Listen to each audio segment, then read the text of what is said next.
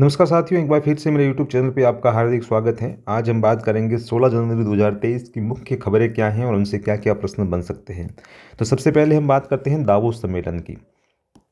Davos सम्मेलन 2023। चलिए देखते हैं ये क्या है। सबसे पहले तो हम जानते हैं कि किस संस्था के द्वारा ये आयोजित किया जा रहा है। तो वो है WEF, विश्व आर्थिक मंच, वर्ल्ड इकोनॉमिक फोरम। विश्व आर्थिक मंच के द्वारा दावोस दावोस जो है वो स्विट्जरलैंड में आया हुआ है कि स्विट्जरलैंड के दावोस के अंदर एक 5 दिवसीय सम्मेलन हो रहा है जो विश्व आर्थिक मंच के द्वारा आयोजित किया जा रहा है। विश्व आर्थिक मंच की जो बैठक है वो स्विट्जरलैंड के दावोस में सोमवार से शुरू होगी। अब हम बात करते हैं कि इस जो बैठक की थीम क्या है। तो थीम है खंडित दुनिया में सहयोग। खंडित दुनिया में सहयोग, और इसमें 56 देशों के वित्त मंत्री भाग ले रहे हैं। 56 देशों के वित्त मंत्री भाग ले रहे हैं, ये आपको याद रखना है। देखिए, अब अपने जानते हैं कि इसमें क्या प्रश्न बन सकता है। तो सबसे पहले तो ये आ सकता है कि हाल ही में विश्व आर्थिक मंच के द्वारा 5 दिवसीय सम्मेलन का आयोजन कहाँ किया गया, जगह का नाम पूछा जा सकता है। तो इसका उत्तर होगा दावोस, स्विट्जरलैंड के अंदर। किस देश में किया गया, तो भी स्विट्जरलैंड याद रखना है। या फिर प्रश्न ये पूछा जा सकता है कि हाल ही में दावोस सम्मेलन स्विट्जरलैंड में आयोजित किया गया, या स्विट्जरलैंड के दावोस में एक सम्मेलन आयोजित किया गया, वो किस संस्था से संबंधित था। तो विश्व आर्थिक मंच से संबंधित था। अब प्रश्न आ सकता है कि दावोस सम्मेलन में कितने लोगों ने भाग लिया था, कितने देशों ने, सॉरी माफी चाहूँगा, कितने देशों ने भाग लिया था। तो 56 देशों ने भाग लिया था। 56 देशों के वित्त मंत्रियों ने भाग लिया था, जिसमें भारत के वित्त मंत्री भी भाग लेने वाले हैं। उसके अलावा सबसे महत्वपूर्ण जो इम्पोर्टेंट है, आप ये देखिए, सबसे जो इम्पोर्टेंट चीज़ है वो देखिए कि इसकी थीम क्या है। ये जो थीम जो है खंडित दुनिया में सहयोग, ये आपको याद रखनी है कि दावोस सम्मेलन की थीम क्या थी। तो वो है खंडित दुनिया में सहयोग। ये आपको निश्चित तौर पे याद रखना है, खंडित दुनिया में सहयोग। ये बार बार ये प्रश्न इस प्रकार के पूछे भी जाते हैं, विशेषकर RAS के अंदर और SI के अंदर। तो SI के अंदर तो ये प्रश्न पूछे जा सकते हैं। इसके अलावा जिस भी एग्ज़ाम के अंदर इंटरनेशनल करंट अफेयर होता है तो उसमें इसी प्रकार के सवाल पूछे जाते हैं। आप पुराने प्रश्न पत्र उठा के देख सकते हैं। अब उससे को हम आगे बढ़े, इससे पहले थोड़ा जान लेते हैं, क्योंकि इसमें दिया हुआ भी और हमारे काम की चीज़ भी है कि भाई WEF है, इसकी स्थापना हुई कब थी। तो 1971 के अंदर इसकी स्थापना हुई थी। क्लॉस श्वाब करके एक व्यक्ति थे, उन्होंने इसकी स्थापना की थी, और जेनेवा में इसका मुख्यालय है। जेनेवा के अंदर क्लॉस श्वाब नामक व्यक्ति ने 1971 में इसकी स्थापना की थी। WEF की, वर्ल्ड इकोनॉमिक फोरम की स्थापना की थी। और उसके अलावा आप देखिए कि 56 वित्त मंत्रियों के अलावा उसमें 19 केंद्रीय बैंक के गवर्नर भी भाग ले रहे हैं। ये भी हमारे काम की चीज़ है कि 56 देशों के तो वित्त मंत्री प्लस 19 केंद्रीय बैंकों के गवर्नर भी भाग ले रहे हैं। ये आपको याद रखना है। तो बड़े काम की चीज़ है और बारीक बारीक प्रश्न इस पे बनते भी हैं। तो हमें तो मुख्य मुख्य बड़ी बड़ी बातें याद रखनी है कि दावोस सम्मेलन 2023 का आयोजन स्विट्जरलैंड में किया गया। दावोस स्विट्जरलैंड का ही एक भाग है, एक शहर है। और इस किस संस्था के द्वारा आयोजित किया गया, तो ये WEF के द्वारा, वर्ल्ड इकोनॉमिक फोरम, विश्व आर्थिक मंच है, इसके द्वारा इसका आयोजन किया गया था। इसकी थीम क्या है, तो खंडित दुनिया में सहयोग इसकी थीम हो गई। इसमें कितने देशों के वित्त मंत्री ने भाग लिया, तो 56 देशों के वित्त मंत्रियों ने भाग लिया था, और 19 केंद्रीय बैंकों के गवर्नर ने इसमें भाग लिया था। WEF के बारे में अगर आप थोड़ा सा याद रखना चाहें तो याद रख सकते हैं कि 1971 में क्लॉस श्वाब नामक व्यक्ति ने जेनेवा में इसकी स्थापना की थी। चलिए अब दूसरा प्रश्न देखते हैं, दूसरी खबर देखते हैं। ये इस खबर जो संबंधित है वो है JLF, जयपुर लिटरेचर फेस्टिवल से संबंधित है। हाल ही में जयपुर लिटरेचर साहित्य उत्सव जो है उसका अभी आयोजन किया गया था। इसके अंदर 2 प्रकार के पुरस्कार दिए गए हैं। 2, जिसमें से एक पुरस्कार जो मिला है वो डेजी रॉकवेल को मिला है, और जो दूसरा पुरस्कार है वो सच्चिदानंद को मिला है। सच्चिदानंद को मिला है। ये दोनों ही पुरस्कार आपको याद रखने हैं कि DG रॉकवेल को कौन सा मिला है, तो वो मिला है आपका गणमान्य अनुवादक पुरस्कार 2023। 7वां वाणी फाउंडेशन द्वारा ये दिया जाता है।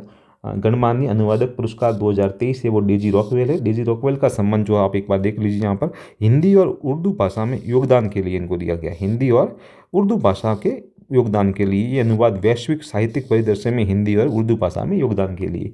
और सच्चिदानंद को जो पुरस्कार दिया गया है, सच्चिदानंद को जो पुरस्कार दिया गया है वो पुरस्कार उन्हें वही पोएट्री जो कविता का अवार्ड है जो जिसका नाम है महाकवि कन्हैयालाल सेठिया अवार्ड,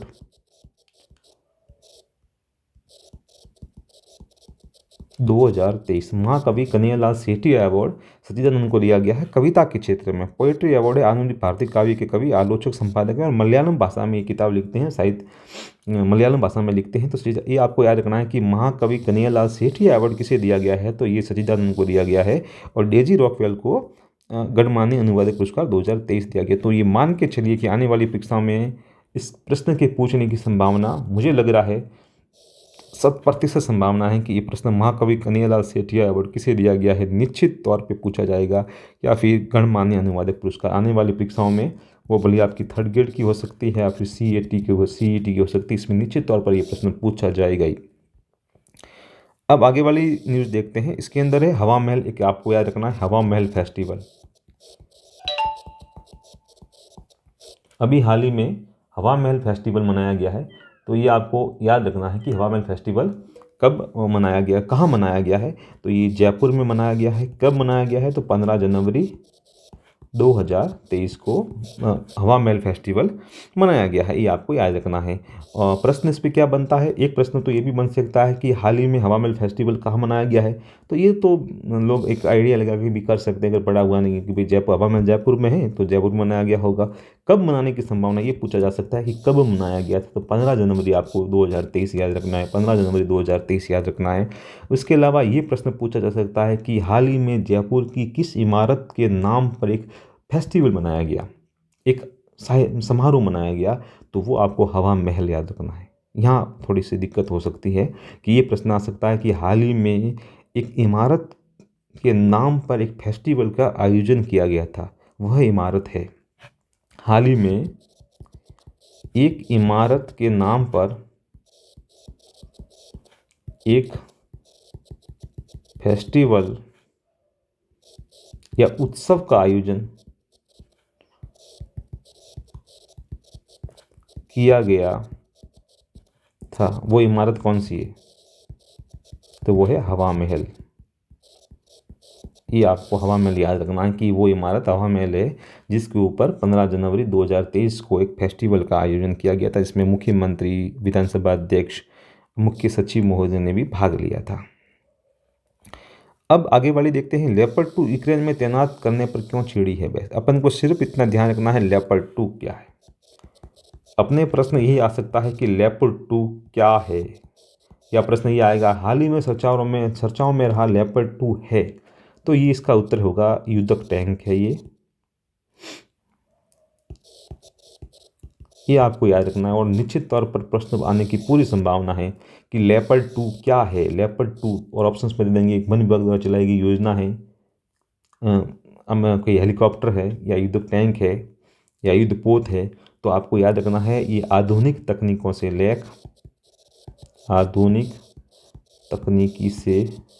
लैस एक युद्धक टैंक है। और चर्चाओं में क्यों है ये कि हाल ही में यूक्रेन और यूरोप के बीच में जो रूस के बीच में जो युद्ध चल रहा है, तो जो पोलैंड है यूरोपियन देश, इसने कहा है कि हम यूक्रेन को ये जो युद्धक टैंक है ये देंगे, हम टैंक देंगे, लेपर्ड 2 टैंक है वो यूक्रेन को देंगे जिससे वो रूस का जो सामना कर सके। उसके बाद में और भी कई यूरोपियन कंट्री है, उन्होंने भी ये घोषणा की है कि हम भी यूक्रेन को इस प्रकार के टैंक देंगे। चलिए आगे बढ़े न्यूज़ देखते हैं। हाई कोर्ट की वेबसाइट 9 नए न्यायाधीशों की शपथ आज, अब 35 न्यायाधीश। तो अगले वीडियो में अपन ने देखा था कि भाई 9 नए न्यायाधीश तो भाग ले ही रहे हैं। अपन को ये याद रखना है कि अब 26 तो पहले थे ही, 9 अब टोटल कितने हो गए, 35 न्यायाधीश हो गए हैं। अब वर्तमान में कितने न्यायाधीश है, 35 न्यायाधीश है। उसके अलावा ये ध्यान रखना है कि जो मैंने कल गणेश राम मीना के बारे में बताया था कि वो SC/ST वर्ग से अधिवक्ता कोटे से नियुक्त होने वाले पहले न्यायाधीश है। ये इनका प्रश्न आ सकता है। और नूपुर भाटी के बारे में आपको ध्यान रखना है क्योंकि इनके हस्बैंड भी जो है वो उच्च न्यायालय में न्यायाधीश है। चलिए, तो ये 2 नाम आपको याद रखने हैं। बाकी टोटल कितने 9 हुए, 26 पहले थे, 35 हो गए। अब देखते हैं स्टार्टअप। ये आपको ध्यान रखना है कि नेशनल